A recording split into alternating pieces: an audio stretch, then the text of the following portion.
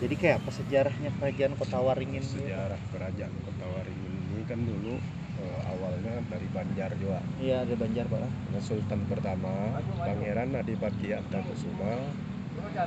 Beliau ini anak keempat dari Sultan Banjar keempat Kalimantan Selatan. Oh, iya. Sultan Mustainubillah. Oh, Yang mana dulu Sultan Mustainubillah ini kan ada 5 orang anaknya. Si Din ini anak keempat. oh anak keempat Pangeran Jadi kan Antakusuma. jadi kan dari secara undang-undang kerajaan waktu itu beliau tidak bisa menjadi sultan, menjadi raja. Nah, akhirnya pada waktu itu pun sebenarnya mau peralihan kekuasaan dari Sultan Mustainubillah ke anaknya kena yang Sultan kelima, kakak dari Pangeran Adipati Antakusuma, yaitu Pangeran Adipati Tuha. Sultan Inayatullah, Sultan Banjar kelima. Nah, jadi kan beliau nih sepeninggal beliau kena takut juga antara anaknya ini terjadi istilahnya perebutan kekuasaan. Walaupun secara undang-undang beliau tidak bisa menjadi sultan, tapi rasa itu kan ada. Rasa hendak ada memimpin negeri, memimpin kerajaan, memimpin kesultanan.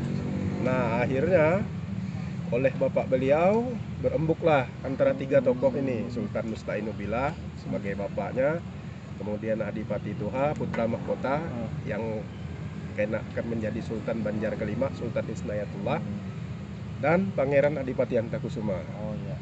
Nah, waktu itu dicarilah solusi kayak apa mensiasatinya ini kan.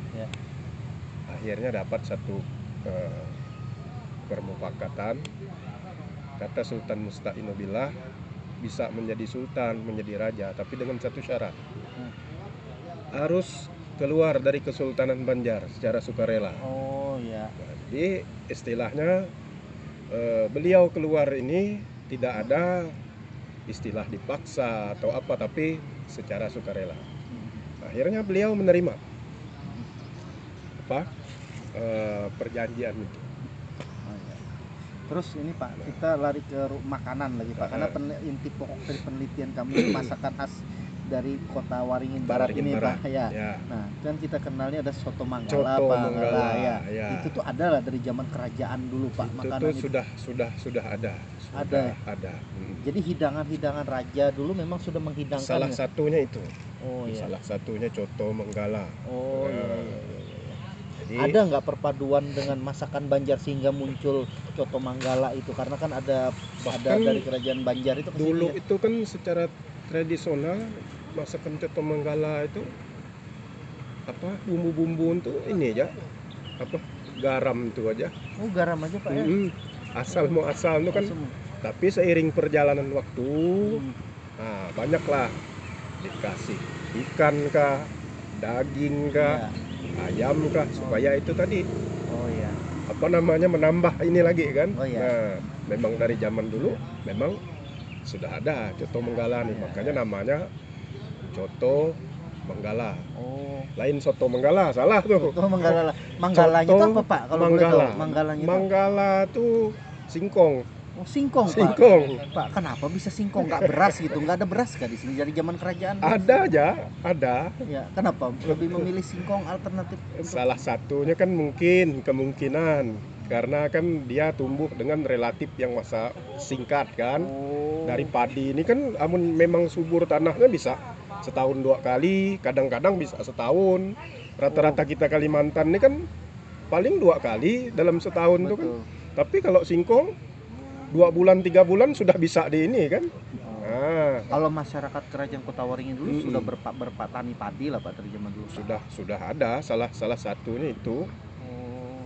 Sudah apalagi kan dulu memang sebelum Sultan datang ke sini kan rata-rata yang tinggal di tempat kita ini orang Dayak. Orang Dayak Pak ya. Orang Dayak. Makanya antara Dayak sama Melayu itu tidak akan pernah berkelahi. Karena sudah kayak satu darah lah. Walaupun beda ras, beda agama, beda kepercayaan. Kalau orang Dayak aslinya Dayak apa di Bangkalan? Di sini Dayak Arut. Dayak Arut Pak ya. Dayak Arut. Terus kayak yang di Lemandau itu Dayak Tomun. Dayak Tomun itu perpaduan antara apa namanya, kan dia tinggal rata-rata di tepi sungai. Nah, di perempatan sungai inilah mereka bertemu itu. Nah, makanya Tomun, pertemuan, bertemu. Jadi bahasa Tomun bertemu. Oh, bertemu. Oh, iya. Nah, kalau itu ya Dayak Tomun, Dayak Arut. Kalau yang di sini kan Dayak Arut karena memang mereka ini tinggal di tepi Sungai Arut. Oh, iya. Jadi sejarahnya gitu Pak. Ya. Dari masa kerajaan terus munculnya Soto Manggala di sini. Dan bahkan waktu zaman Ujang Iskandar itu kan masuk rekor muri. Oh iya, masuk rekor muri Pak. Oh, zaman Bupati Ujang Iskandar. Oh iya, zaman Bupati Ujang Iskandar Pak ya. Rekor muri itu. Berapa porsi itu Pak bikin? Berapa porsi lah itu tuh. Yeah. Pokoknya sepanjang jalan protokol Antasari ini. Oh iya. Dari rumah jabatan. Adalah 1000 porsi sampai lah kira-kira Pak. Sampai itu kayaknya. Oh, 1000 porsi sampai Pak ya. Tapi kena dilihat ya di Google itu. Oh iya, siap Pak. Soto Manggala rekor muri di Pangkalan Bun pasti ada. Pak, saya juga mau nanya, kalau selain Soto Manggala apa sih masakan khas dari zaman kerajaan dulu yang ada di sini nih? Kayak ini apalah, wadai-wadai itu, kue-kue itu. Iya, kue-kue lah. Ada yang namanya apalah di sini. Masalahnya tuh sudah hampir langka, tidak ada lagi Pak lah. Nah, kayak kue cincin tuh, tahu kalau yang kayak warnanya kayak gula aren, gula merah. Itu namanya kalau di sini ini wadai telinga mama. Oh, wadai telinga mama. Oh, itu Pak. Oh iya gitu. Karena iyalah kan rata-rata telinga orang Dayak itu. Oh iya. Nah, makanya dikasih apa nama wadai telinga mama. Oh, iya. Kalau mama ini artinya panggilan terhormat dari Sultan untuk saudara kita orang Dayak. Oh iyalah. Makanya kita dari Kesultanan kalau memanggil orang Dayak bukan orang Dayak, urang mama. Urang mama lah. Urang ini artinya orang, mama ini artinya pemerintahan. Kayak kakak tertua, om, tante, bibi. Karena itu tadi Sultan datang secara damai. Makanya karena mereka lebih dulu tinggal di sini, makanya dianggaplah saudara tertua. Terus Sultan dulu pindah ke sini, misalnya Pangeran Antakusuma dulu Pak lah berimigrasi ke sini dari Sebanjar. Itu bawa komunitas atau bawa kelompok lah Pak ke sini? Kurang lebih dulu rombongan beliau itu sekitar 40-an orang. Oh, 40 orang. Akhirnya beranak pinak ya. Iya. Akhirnya melahirkan sesuai seiring berjalan waktu. Bini-bini Sultan ini kan banyak yang dari orang Dayak. Selain memang orang Banjar kan. Oh iya. Ada orang Dayak. Habis itu Siak. Yang dari Brunei kawin dengan Brunei ada juga. Yang kawin dengan orang Katingan ada juga. Oh, kayak gitu Pak. Kalau Pian lawas dari sini sudah Pak. Memang lahir di sini. Oh, lahir di sini Pak ya. Memang keturunan. Oh, Pian keturunan Sultan. Keturunan raja juga. Oh, keturunan Sultan lupa lah. Makanya di sini kalau yang ini ada yang lelakian Gusti. Kalau yang bebinian Utin. Oh, berarti ini ada Gustinya ngaran lah. Oh, Gusti siapa ngaran? Gusti Muhammad Nasar. Oh, Gusti Muhammad Nasar. Kalau sehari-harinya panggilannya tuh James. James. Nah, kalau yang bebiniannya Utin, habis itu kena ada lagi yang gelar Tengku. Oh, Tengku itu apa Pak? Tengku nih mengambil silsilah Sultan yang dari Ibini Sultan, ada yang dari Siak, Sri Indrapura Riau. Oh, dari Sri Indrapura Riau. Sumatera. Oh iya. Makanya kena gelarnya Tengku, anak cucu turunnya itu. Kalau yang bini dari Banjarnya tadi, ya Gusti dan Utin tadi. Oh iya. Habis itu ada juga bini Sultan yang, karena bini Sultan ke-9 itu Sultan pendiri Kota Pangkalan Bun. Oh iya. Kalau Pangeran Adipati Antakusuma pendiri Kesultanan Kota Waringin. Dia Sultan pertama. Kalau Sultan Imanuddin Sultan ke-9. Oh, Sultan yang memindahkan pusat pemerintahan dari Kota Waringin Lama ke Pangkalan Bun. Berarti pusat pemerintahan itu di Kota Waringin Lama dulu. Sebelum Sultan 9. Kenapa dipindah katanya ke sini Pak? Salah satu supaya akses perdagangan dengan kerajaan-kerajaan lain pada zaman itu dekat, tidak terlalu jauh. Karena kalau kita di Kota Waringin itu kalau kita hendak ke Sukamara sekitar 1 jaman. Oh iya.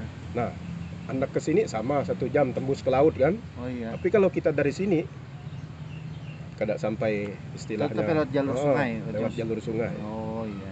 Karena dulu kan belum ada yang namanya pesawat, mobil, betul. hanya lewat sungai. Nah, maka dari itu setiap istana, setiap keraton itu tidak lepas jauh dari sungai atau laut. Oh iya. Nah, kayak rata-rata kayak keraton-keraton kita di Kalimantan itu dekat sungai. Oh iya. Kayak di sini dekat Sungai Arut nih. Oh iya. Sedikit Sungai Arut sudah. Betul. Nah, kayak di Banjar kan Sungai Kuin kan. Iya betul. Habis itu di Siak Sungai Siak. Di Pontianak Kesultanan Qadariyah dekat Sungai Kapuas. Oh iya. Kutai Sungai Mahakam. Oh iya. Nah, berarti coto Manggala tadi berbeda apalah dari yang disajikan zaman kerajaan tuh dengan yang dijual sekarang itu, Pak? Beda ya. Di mana bedanya, Pak, kalau Bapak ya lihat? Di di bumbu tadi. Di bumbu beda, ya? Kalau dulu itu kan belum ada yang namanya bumbunya ini, ada yang daging, yang pakai royco, yang pakai ini. Oh iya. Oh dulu alami sekali, Pak. Itu uyah ya kan. Iya, makanya orang zaman dulu umurnya panjang-panjang. Oh iya betul. Contohnya almarhum Pekaien seorang. Iya. Masukkan petsin, kada maunya memakannya. Ketahuannya rasanya apa ini petsin ini babi. Oh ya sudah biasa lah. Tapi makanya kalau pakai garamnya Sidin. Oh, makanya orang dulu awet-awet. Sidin meninggal sekitar umur 98 tahun, hampir 100. Umurnya lupa lah. Salah Kalau satunya Sultan yang ke-15 ya ini. Sultan 15. Ini siapa, Pak, Sultan ke-15? Pangeran Ratu Alidin Sukma Alam Shah. Di mana dia tinggal, Pak? Beliau tinggal di Solo, Jawa Tengah. Oh, nggak di sini. Saya kira tinggal di sini. Ibu beliau cucu dari Pakubuwono ke-9. Masih ada hubungan lagi dengan Solo. Cucu dari Pakubuwono. Oh, berarti anak sultannya menikah dengan putri keraton Solo. Cucu keraton Pakubuwono ke-9, Raja Solo yang ke-9. Makanya yang tinggal di sini itu adingnya. Adingnya lah. Ading Sultan. Ading Sultan yang ke-15. Oh. Jadi Sultan 14 ini kan dapat anak 9. Semuanya masih hidup sampai ini. Oh, Masya Allah. Sultan umurnya yang anak yang tertua 81 tahun. Kalau ading yang di sini 77 tahun sudah usianya. Adingnya tuh yang kiri kanan kembar. Di mana tinggal? Sebelah istana rumah Sidin. Rumah Sidin lah. Oh, Rumah Sidin. Nah, jadi Sidin itulah istilahnya yang diberi amanah oleh Sultan menjaga, memelihara istana ini kan. Karena istana ini sempat terbakar 1986. Zaman-zaman kita masih halus. Istana terbakar. Bakar. Karena dulu kan istana kada pakai pagar, kada ada pengaman kayak ini. Oh, saya lihat ada lukisannya di dalamnya pas kejadian kebakaran istana ini. Tapi lokasinya memang di sini ya. Ini. Tapi belum berpagar kayak gini, Pak. Belum ada pagar kayak ini. Sawit ini masih ada nih. Ini sawitnya nih. Coba lihat ke atas. Oh iya. Ih, sawit tuh. Tapi sudah dikelilingi beringin. Kalau dulu belum ada, masih sawit ya. Oh iya. Sawit nih umurnya tua dari istana yang waya ini. Iya, tua dari istananya lah sawitnya lah. Oh iya. Karena kalau dipoto tahun sebelum kebakaran lah, ya mungkin tuh foto diambil sekitar 84-85 lah. Itu tuh sawitnya sudah sejajar dengan istana yang zaman dulu. Ini lebih tinggi lagi kan. Oh iya. Terus Pak, yang singgah sana memang model gitulah pada zaman dulu, Pak. Itu hanya duplikat. Kalau yang asli itu bahkan lapisnya emas. Oh iyalah. Singgah sana. Tapi terbakar cuman juga dulu itu. Ditaruhlah ke atas dek supaya menghindari kalau dicuri orang atau apa. Itu di mana yang aslinya sana, Pak? Sudah. Nggak ada lagi. Hilang nggak apa ceritanya? Hilang. Dibawa Belanda mungkin, Pak lah. Kalau di Belanda tuh gak ada. Adalah. Tuh hilang sewaktu kebakaran. Oh, hilang pas kebakaran. Tapi emas itu kan memang sifatnya dia, apalagi yang barang-barang kayak itu kan kayak istilahnya dilindungi oleh ini lah. Bangsa-bangsa goib ini kan. Supaya kada jatuh ke tangan orang-orang yang tidak bertanggung jawab. Tapi kalau bangunan mau ulin gini Pak ya dari zaman dulu ya. Bangunan ulin. Oh, kerajaan lah. Mungkin mewah benar di zaman itu Pak. Istana kerajaan sudah kayak ini Pak. Karena kan apa namanya, memang dari dulu materialnya memang kayu ulin. Oh, bukan beton Pak lah. Bukan beton. Rata-rata kan istana-istana di Kalimantan tuh rata-rata materialnya kayu ulin. Beda dengan yang di Kutai Kartanegara itu sudah dibangun pada era Belanda tuh yang di mukanya tuh. Oh iya. Itu beton sudah, dan gayanya pun gaya Eropa sudah. Tahun 1923 itu. Kalau istana ini dibangun oleh Sultan IX tahun 1806 oleh Sultan ke-9. Istana ini baru dibangun. Sebelumnya di mana istananya Pak? Dia di Kota Waringin Lama. Di Kolam. Kalau di sana masih ada istananya, bangunannya Pak di Kota. Ada peninggalan, salah satu peninggalan Sultan. Namanya Astana Al-Nursari. Bangunannya ya kurang lebih mirip kayak ini, Ulin 2, tapi itu masih asli. Itu masih asli Pak. Itu Astana Al-Nursari ini tempat kediaman Sultan 12. Oh iya. Makanya beda antara astana dengan istana. Apa astana? Kalau astana ini hanya rumah, tempat tinggal. Oh iya. Kalau istana selain tempat tinggal juga pusat pemerintahan. Di sini iya. Pusat pemerintahan. Oh iya. Istana Kuning ini.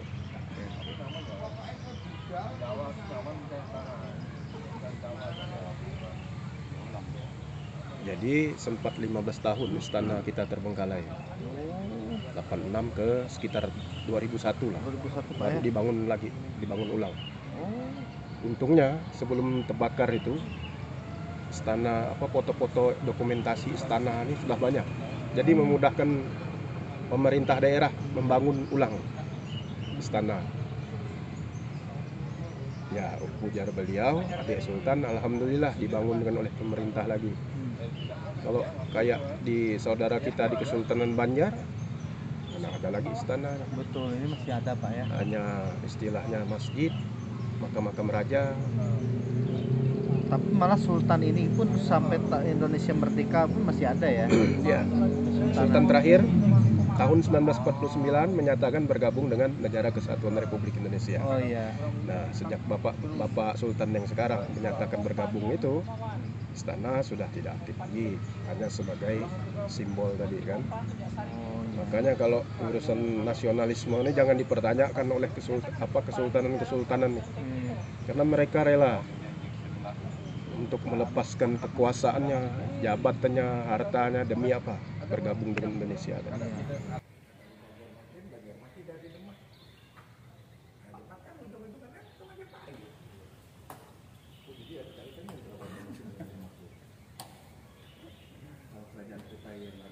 Kartanegara aktif paling